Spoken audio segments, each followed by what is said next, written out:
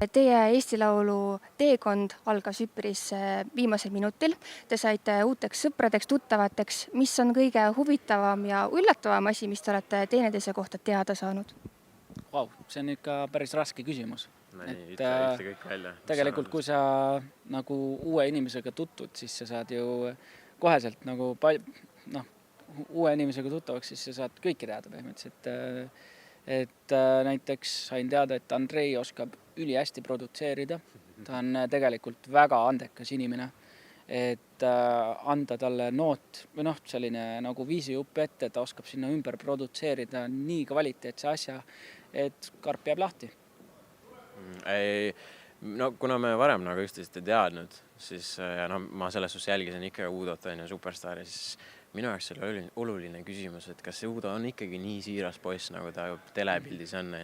Ja tegelikult ongi reaalselt, Udo on üks tõesti kõige siiramaid, kõige südamlikemaid inimesi, keda ma tean. Ja ta vastab tõele, võin kinnitada reaalselt.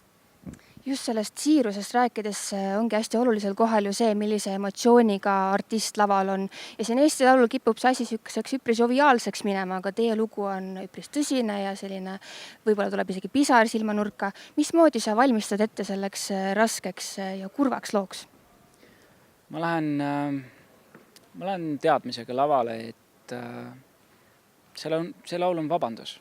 Et kõikidele inimestele, kuidas ma olen võib-olla midagi halvasti öelnud või halvasti teinud või mis tahes halba asju. Et just sellise tundega ma lähengi ja nii see tulebki nagu kõige otsemini, kõige paremini ja kõige normaalsemalt. Et selles suhtes juba praegu ma tunnen, vaadates siis neid videosid, mis oli proovidest, et see kõik on õige, see kõik on hea ja see kõik töötab ja see on kõige tähtsam mu jaoks. Sellest mina üritan kuidagi Udot just nagu täpselt sellele suunale viia. Aetada nutma kuidagi lava taga? Ma panen talle mingid sibulad. Ei, tegelikult ma pean ka ikkagi, ma olen klaveri taga ja niikuinii nagu see emotsionaalsus peab olema.